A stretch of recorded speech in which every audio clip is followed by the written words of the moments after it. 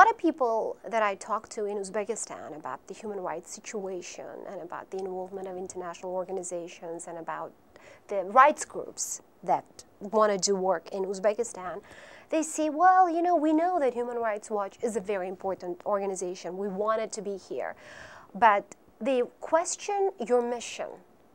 They want to know more about what you would really do if you get registered, if you become a formally functioning organization in Uzbekistan. Well, the mission of Human Rights Watch is, as you know, we were founded on the principles of the Helsinki Act, which was signed in the 1970s, which was the first international treaty to recognize that security interests and human rights are of equal importance, that as a matter of foreign policy, human rights are just as important as security. This was signed between the Soviet Union and the United States, and from that idea was founded the Helsinki movement, which grew into Human Rights Watch, which historically was our organization, had supported the efforts of dissidents in the Soviet Union who wanted more civil and political liberties.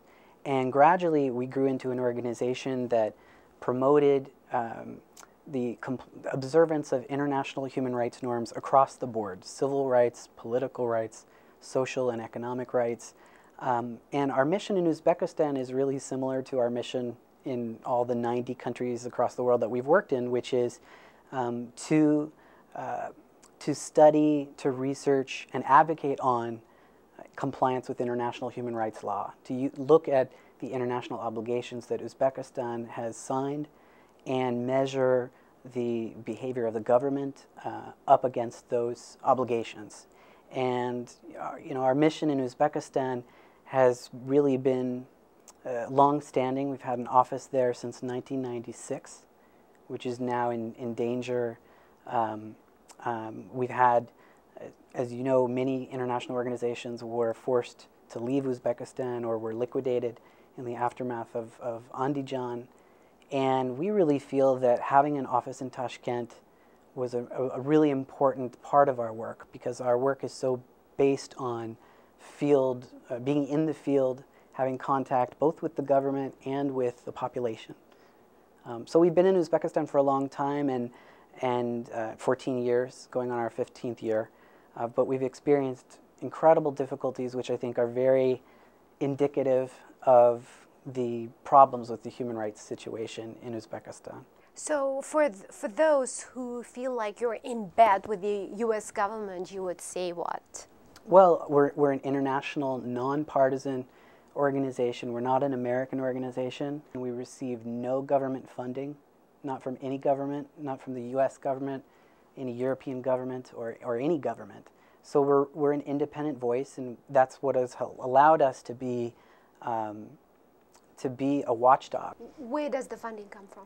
The funding comes from private individuals and foundations, a mixture of those two. What kind of work do you do in other countries of Central Asia? For years, we've researched the human rights situation in Central Asia. We've looked at issues from domestic violence to torture. We recently did very in-depth reporting about Kyrgyzstan and the crisis in Osh. We've done work on issues surrounding freedom of assembly in Kazakhstan. We've paid a lot of attention to the OSCE chairmanship of Kazakhstan. And of course in Uzbekistan our long-standing interests have been issues such as torture, the situation for human rights defenders in the human rights community, the continued imprisonment of many human rights defenders, and of course religious persecution, religious freedom issues. Would you say that other countries in Central Asia treat your organization better, or more welcoming than Uzbekistan? Well, it's hard for me to comment on the official position of a government per se. I can say that Uzbekistan, along with Turkmenistan, certainly Turkmenistan has been closed to independent international organizations for many, many years. But I think what's so striking about Uzbekistan is that in just a relatively short period of 6 years or so, you went from a situation where there was a civil society on par with the fledgling civil societies across the post-Soviet region to a situation of almost total, near total isolation. So I think what's so striking about Uzbekistan is, and it's felt in Tashkent, I think very dramatically, is the absence of domestic civil society groups that are able to get registration with the government, and also the absence of international organizations, not only Human Rights Watch, but and media outlets such as the BBC, Deutsche Welle. The absence of that civil society, I think, really increases a sense of, well, as I said, of isolation, but allows human rights abuses to foster and grow and continue. Well, one of the constant criticisms from the Uzbek government toward your organization and other groups is that, well, you know, these organizations, they don't know us, they don't know our mentality, they don't know the cultural, social landscape of the country, and they want to come and they want to dictate us what to do and what kind of policies to have or how to run our reforms. And even when it comes to human rights, they say that you do not understand the way things are in Uzbekistan. Yeah, I think that's a common critique that many governments employ very well across the world. I mean, it's not something that's unique to Central Asian governments. This idea of cultural relativism or a misunderstanding of traditions, of local identity. And I think what we say in response to that is that, you know, governments have obviously broad mandates to deal with so many issues, economic, social, political. Human Rights Watch, our mandate is very focused. It's really, we try to hold up international human rights standards, international human rights commitments, obligations against realities, and look at those legal obligations and whether they're being met or not. There's not a judgment against, there's no agenda against Uzbekistan or any country. There's an effort to, in a practical way, in a pragmatic way, but in an independent way, to assess human rights, the human rights situation. And that's a more narrow mission or mandate than some would understand.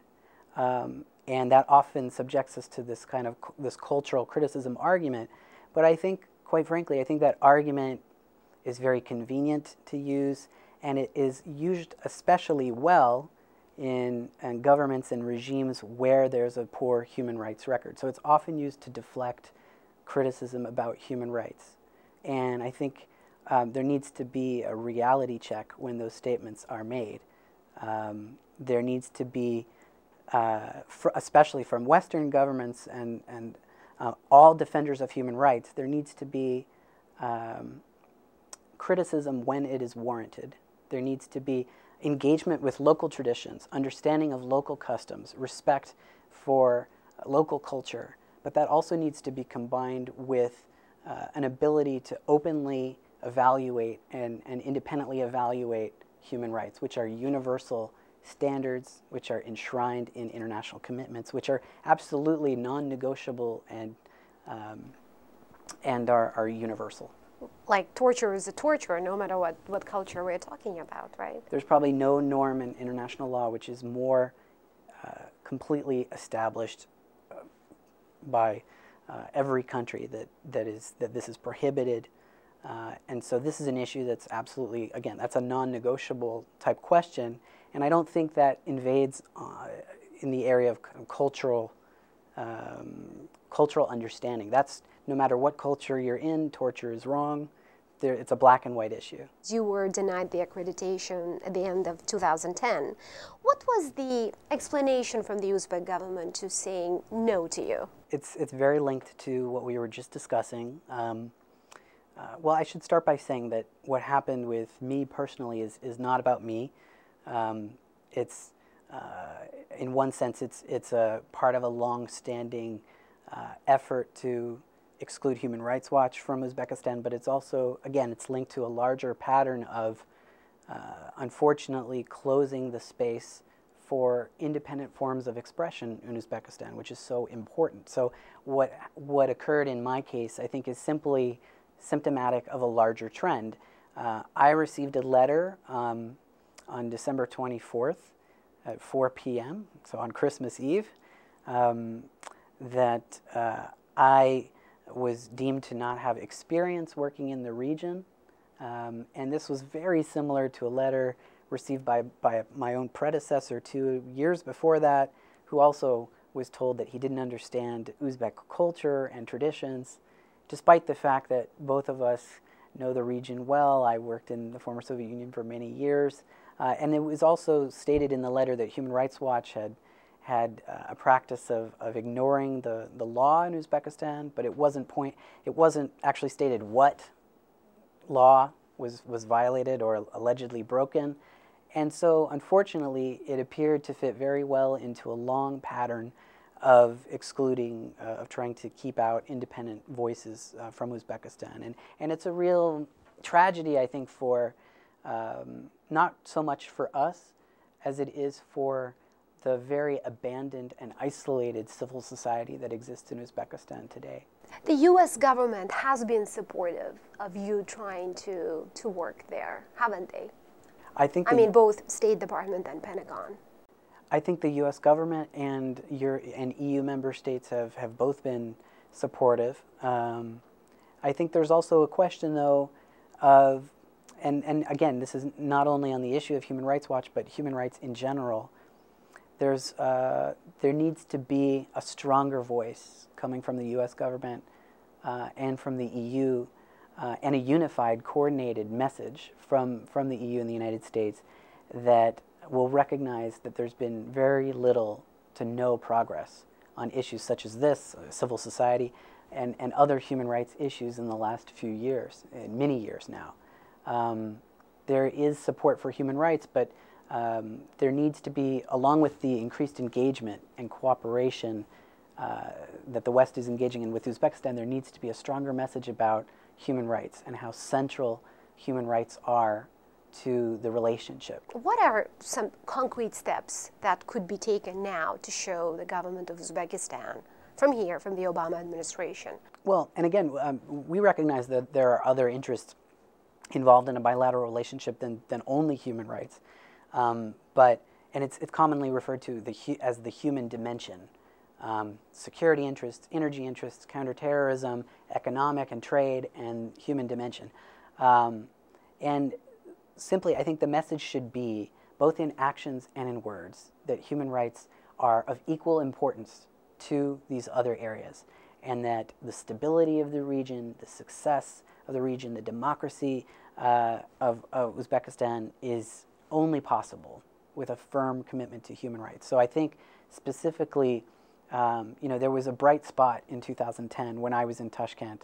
There was a high-level meeting between the Secretary of State and the President of Uzbekistan at the beginning of December.